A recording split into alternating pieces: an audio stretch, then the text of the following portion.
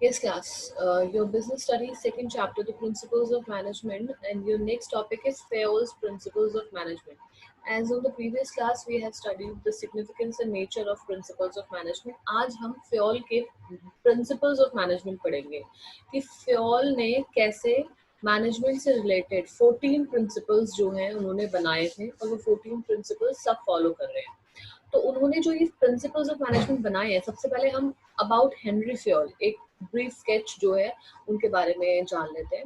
Henry Fayol जो कि 1841 से 1925 तक उनका टाइम पीरियड यहाँ पे दिखाया गया है, got degree in mining engineering and joined French mining company in 1860. Okay, उन्होंने माइनिंग इंजीनियरिंग डिग्री ली थी और इंजीनियरिंग की डिग्री लेने के बाद उन्होंने फ्रेंच माइनिंग कंपनी 1860 में ज्वाइन कर ली. ओके, जब उन्होंने 1860 में एज अ इंजीनियर उस कंपनी को ज्वाइन किया तो उनको धीरे धीरे प्रमोशन करते करते he got the managing director post इन 1888. 1860 से शुरू करने के बाद मैनेजिंग डायरेक्टिंग की पोस्ट पे यानी कि एमडी ऑफ द कंपनी वो 1988 में बन गए. When company was on the verge of bankruptcy, यानी कि अब जब वो मैनेजिंग डायरेक्टर थे, he was the owner of the company, सारी चीजें उन्हें देखनी थी. उनकी जो कंपनी थी that time it was on the verge of bankruptcy, एकदम bankrupt होने वाली थी. तो उन्होंने इस चैलेंज को एक्सेप्ट किया और चैलेंज को एक्सेप्ट करने के बाद काफी सारे एडमिनिस्ट्रेटिव जो एक्सपीरियंस उनका रहा है 1860 से लेकर 1888 यानी कि उनका 28 इयर्स का जो एक्सपीरियंस था, उस एक्सपीरियंस से उन्होंने बहुत ही रिच एंड ब्रॉड एडमिनिस्ट्रेटिव जो प्रिंसिपल्स थे वो बनाए.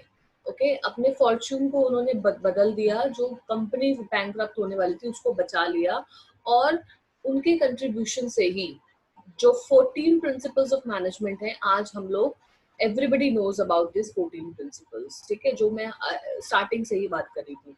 एंड इसी वजह से हेनरी फ्योल को we used to call him the father of general management.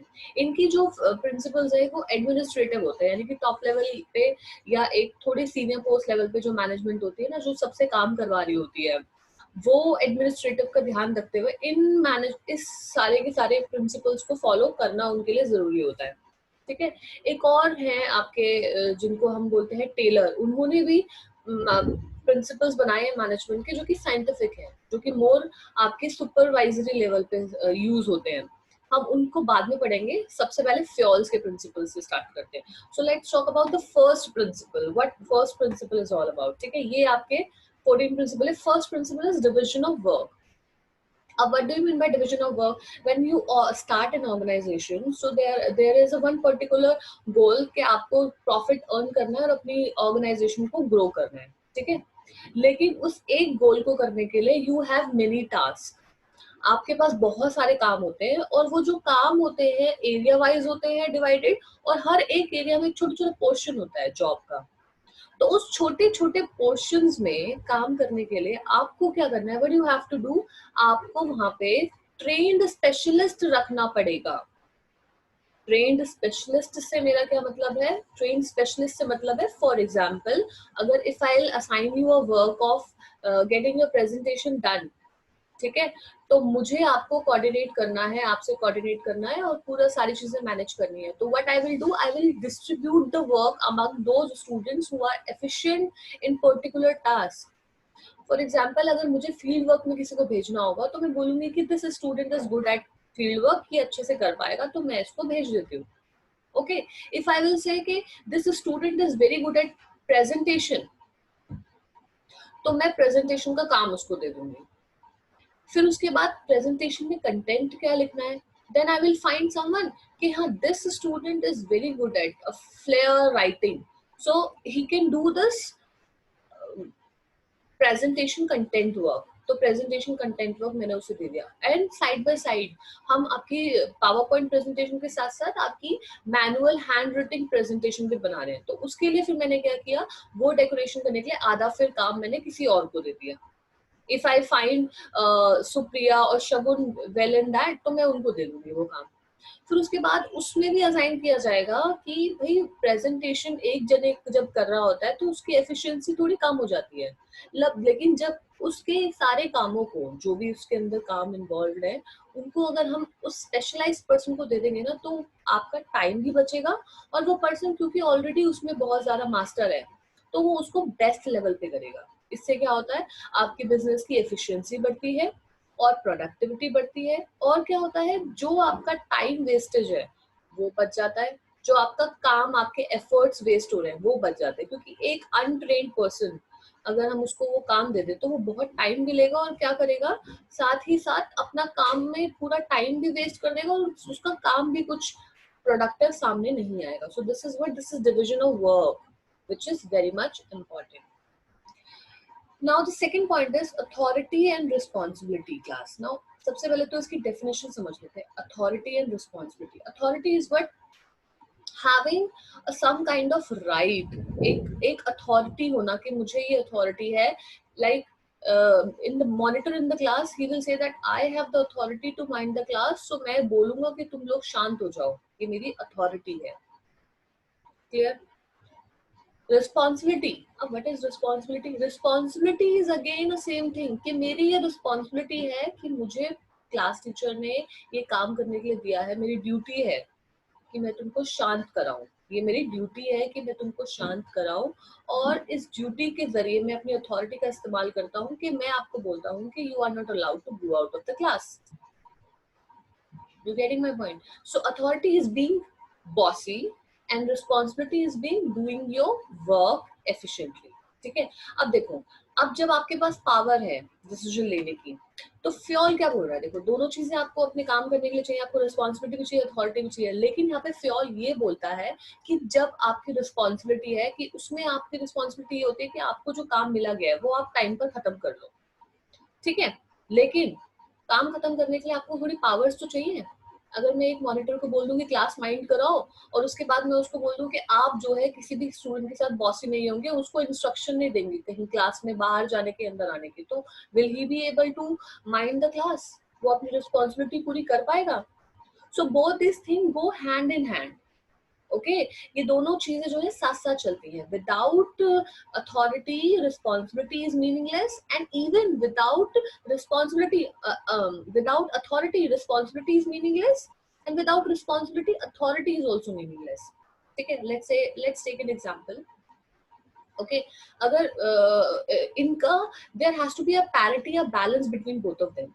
ठीक है, एज आई सेड, अगर मैंने बोला है कि मॉनिटर को कि you have to mind the class, मैंने तुम्हें रिस्पॉन्सिबिलिटी दी है, तो मैं उसको थोड़ी सी अथॉरिटी भी दूंगी कि कोई क्लास से बाहर जाता है तो तुम डिसाइड करोगे, and you will say that he is not allowed to go out of the class, और तुम किसी भी स्टूडेंट को बोल सकते हो कि शांत बैठ जाओ। तो what I will do, I will give him authority, but एक बैलेंस होना चाहिए। I can not give him the authority more than he deserves, और more than he requires, or more than he demands according to his responsibility। ज्यादा authority भी हम नहीं दे सकते, ठीक है? अब ये तो हो गया आपका नॉर्मल केस। अगर आप किसी ऑर्गेनाइजेशन की बात करें जहां पर हम एक सेल्स पर्सन को रिस्पॉन्सिबिलिटी दे रहे हैं कि उसको सामान बेचना है, ठीक है, मैंने उसको टारगेट दे दिया कि तुम्हारी रिस्पॉन्सिबिलिटी है 100 यूनिट्स जो है वो आप एक दिन में बेच दो, तो मुझे उसको अथॉरिटी देनी पड़ेगी। अब वो सेल्स पर्सन मेरे पास आके बोलता है कि मुझे आप 30 दिन का टाइम दे दो, 30 दिन का टाइम चाहिए मुझे इतना सामान बेचने में, अदरवाइज मैं नहीं कर पाऊंगा। तो 30 दिन का टाइम मुझे उसको देना पड़ेगा, उसको ये अथॉरिटी देनी पड़ेगी कि हाँ 30 दिन के अंदर आप जो है जाकर अपनी जो आपकी डील है वो नेगोशिएट कर लो। बोला 30 दिन का टाइम मुझे चाहिए, और मुझे थोड़ा सा नेगोशिएट करने में मुझे फ्रीडम चाहिए, इंडिपेंडेंस चाहिए। What do you mean bye independence? कि अगर मैं पैसे थोड़े आगे पीछे कर लूँ, लेट्स से अगर आपने बोला है कि 20,000 का सामान बेचना है, तो बोले कि अगर कस्टमर को मैं 18 तक ले आऊँ, 18,000 में या 19,000 तक ले आऊँ, तो मुझे इसकी आप अथॉरिटी दे दो। क्लियर है? तो मैं उसको दे दूंगी, जितना वो बोल रहे हैं मैं उसको दे दूंगी, और साथ में बोल रहे हैं 30 दिन में खत्म कर दूंगा। लेकिन अगर मैं बोलूँ 30 दिन नहीं, नहीं तुम एक महीना क्यों, तुम 50 दिन ले लो, तुम 60 दिन ले लो, ठीक है, मैं ज्यादा अथॉरिटी अगर उसको दे दूं, तो बैलेंस क्या हो जाएगा? नहीं रहेगा दोनों में। तो दोनों में बैलेंस चाहिए। रिस्पॉन्सिबिलिटी के साथ पर्सन को सफिशिएंट अमाउंट ऑफ अथॉरिटी देनी है, but that authority should be in sufficient amount only. Okay, class, this is your second principle of management. Third is discipline. As you are in the school, you have heard this word again and again, that discipline, we have to be in discipline. What it is discipline? It is actually the obedience to organization rules by the subordinates. Okay, it requires good supervisory at all levels, clear and fair agreements and judiciary application of penalties. Now disciplines आपके वही होते हैं कि organization ने जो terms and conditions आपके लिए रखी हैं वो आपको follow करने हैं. You have to follow all the rules and all the regulations. You have to follow the terms and condition of the organization. This is what, this is discipline. अगर आप वो follow नहीं करते हैं तो आप discipline में नहीं हैं. As again in the school, अगर आप टाइम से नहीं आ रहे हैं तो you will not be allowed to enter into the school. This is what you are actually not following the rules of discipline.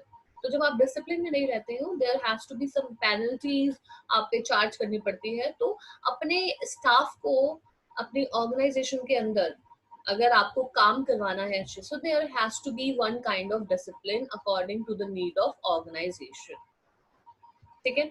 Next is your unity of command. अब now what do you mean by unity of command? Command होता है कि किसी को orders देना, मेरी command है, right. अब यूनिटी ऑफ कमांड क्या है? यूनिटी ऑफ कमांड का मतलब है कि command from one boss means instruction from one boss only. Let's take an example. If me as a business teacher of yours of your of 11th class or of 12th class, अगर मेरे जगह पे दो teachers आ जाए business के और आपको दोनों ही इंस्ट्रक्शंस दें, then what will you do? अगर आपको दोनों के दोनों ही इंस्ट्रक्शन देने लग जाए, मैं बोलूं कि आप वर्कशीट खत्म कर लो और वो बोले कि आप टेस्ट लर्न करके आ जाओ, मैं बोलूं आप कॉपी वर्क कर लो और जो दूसरी टीचर है बोले आप प्रेजेंटेशन कंप्लीट कर लो, तो what you will do? It will make a chaos, disturbance and confusion and conflicts in the activities. तो फ्योल हमें बताता है कि आपका जो इंस्ट्रक्शन मिल रहा है वो एक बॉस से मिलना चाहिए. There has to be unity of command. अब जरूरी नहीं है वो आपके बॉस सिर्फ एक ही हो, ठीक है. एक आपका टॉप लेवल पे बॉस है जो इज द एमडी, फिर अलग अलग डिपार्टमेंट है, sales department, manufacturing department, your HR department, उनका एक हेड है, ठीक है. सो आप हेड के अकॉर्डिंगली, काम के अकॉर्डिंगली एक बॉस असाइन कर दीजिए और उनके अंडर कुछ एम्प्लॉयज रख दीजिए और वो एम्प्लॉयज उस एक बॉस की ही सुनेंगे, क्योंकि अगर दोनों की सुनेंगे तो आपके लिए, उन ऑर्गेनाइजेशन के स्टाफ के लिए प्रॉब्लम हो जाएगी, किसकी बात माने. एक बोल रहा है कि काम आप 6 बजे तक करो और एक बोल रहा है 7 बजे तक करो, ठीक है. So this will make confusion in the activities, right. Next is unity of direction. Class, this is very much important. Unity of direction. Direction is एक दिशा जहां पर आपका ऑर्गेनाइजेशन मूव कर रहा है, ठीक है. अगर मैं ऑर्गेनाइजेशन में मैं स्टार्ट कर रही हूँ, बिजनेस स्टार्ट कर रही हूँ और मेरा काम है कि मुझे 100 यूनिट्स अपने मैन्युफैक्चर कर लेने हैं एक हफ्ते के अंदर, तो मेरा मेरा गोल यही है कि मैं इसको कंप्लीट करूँ, इसको बेचूं और इसके लिए फिर जो प्रॉफिट आए उसको मैं दोबारा से बिजनेस में इन्वेस्ट करूँ या उसको यूज कर लूँ. क्लियर है. तो उस डायरेक्शन में यूनिटी होनी चाहिए. अब what do you mean by unity? जैसे कमांड में यूनिटी है वैसे डायरेक्शन में भी यूनिटी है. इसका मतलब है कि आपका जो बिजनेस का मेन गोल है, सारे के सारे एम्प्लॉयज उसी की तरफ काम करें. ऐसा ना हो कि आपका ऑर्गेनाइजेशन का गोल आपने सेट करा है और आपके एम्प्लॉयज अलग ही काम करे जा रहे हैं, ठीक है. सो each group of activities having the same objective must have one head and one plan to ensure unity of action and coordination. मतलब आपको क्या करना है कि एक ऑब्जेक्टिव पाने के लिए आप जो है एक प्लान बना लो. अब बिजनेस में ऐसा तो हो नहीं सकता कि सबका एक ही डिपार्टमेंट में हम उसको रख ले, क्योंकि बहुत सारे काम होते हैं तो अलग अलग प्लान्स होते हैं. एक प्लान है कि एक टीचर्स जो है वो वर्क कर रही है कि आपको यहाँ पर क्लासेस प्रोवाइड करें ऑनलाइन, हम आपको ऑनलाइन आके पढ़ा रहे हैं. कुछ टीचर्स को प्लान दिया गया है कि they were actually uploading the worksheets on the website और they were uploading the videos. तो क्या है, हर प्लान में हर एक हेड इन्वॉल्व होना चाहिए और उस हेड के अकॉर्डिंगली वो जो बोले एक डायरेक्शन में सबको काम में जाना चाहिए. This is the unity of direction, ठीक है. इसमें एक चीज आप ध्यान रखेंगे कि यूनिटी ऑफ डायरेक्शन में आपको एम्प्लॉइज के जो इंटरेस्ट है उससे ऊपर ऑर्गेनाइजेशन का इंटरेस्ट रखना है ऑलवेज. दोबारा आई एम रिपीटिंग, आपका जो ऑर्गेनाइजेशन के अंदर जो एम्प्लॉइज का इंटरेस्ट है उससे ऊपर आपको रखना है अपने ऑर्गेनाइजेशन का इंटरेस्ट. लेकिन आप उनको अवॉइड भी नहीं कर सकते. You can not avoid your staff. आप उनको भी अवॉइड नहीं कर सकते, उनको भी साथ में लेके चलना है आपको, बट मेन आपका जो मोटिव है वो सिर्फ ऑर्गेनाइजेशन के लिए ही रहेगा। ठीक है, let's take an example. For example, if me as a commerce teacher, I find my sister very good at studies. ठीक है, नया नया स्टार्ट किया तो we have a vacancy of like in our school we are having an vacancy of maths teacher. Then I suggest her name कि ये मेरी sister है, आप इसे जो है अपने ऑर्गेनाइजेशन में रख लो। तो बहुत साल हो गए मुझे भी, तो principal will look into it कि हाँ चलो ठीक है हम रख लेते हैं। जब इंटरव्यूज लेने लगे तो देन विल फाइंड व्हाट कि जो मैंने रिकमेंड किए हैं वो she is not good that much according to the other जो इंटरव्यूज के लिए आए हैं।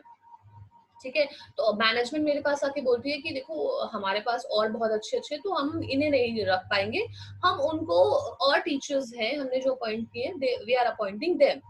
So what I'm doing in that case, I'm saying कि if you will not appoint her, I will also leave the job. Getting my point? Then I am actually doing this कि if you will not appoint her, I will also leave the job. In that case, management has to look for the organization only. ठीक है? If he finds के उनको उस position के लिए कोई दिख रही है तो वो ऑर्गेनाइजेशन के गोल को ध्यान में रख के ही काम करें, ना कि किसी की पर्सनल ऑब्जेक्टिव को देखकर काम में अपना काम में कोई भी डिसीजन ले। So this is about unity of direction. Unity of direction हर जगह पे यही बताता है कि ऑर्गेनाइजेशन का गोल जो है उसी की तरफ सबको मोड़ कर रखना है।